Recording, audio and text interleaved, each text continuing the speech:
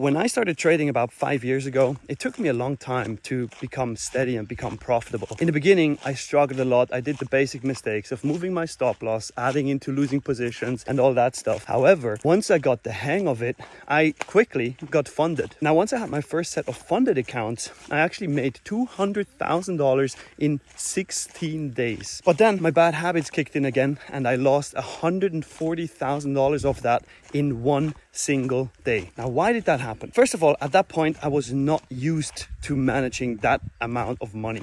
I was used to making a couple $1,000s a month, and I was not used to see six figures on my screen after 2 weeks of work. So then on that 17th day where I started trading, I had a losing trade. And because I felt so safe, because I had that huge safety net, I was like, hey, let me just add to that losing trade because this is going to work out for sure and it's going to be a great winner. Guess what?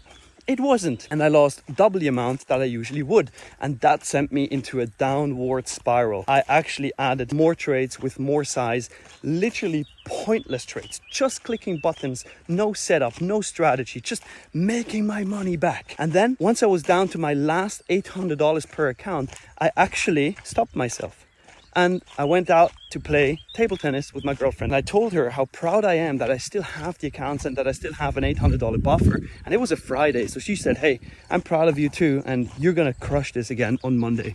But guess what? After table tennis, I came back and I just opened my computer and I kept going and lost the remaining $800 buffer as well. It was like my mind completely turned off and I wasn't there anymore. It was literally just me clicking buttons to make the money back. And the learning that I took from this is that I always have to have a daily loss limit, a hard limit. I have to have a stop loss on every trade before I think about the target. And then I have to stick to that stop loss. And if I don't, I have to wait and don't trade for a week if I break this rule, because this is so important. Sticking to these rules will save your accounts, and losing money is part of the game of trading. Get used to it if you want to become profitable.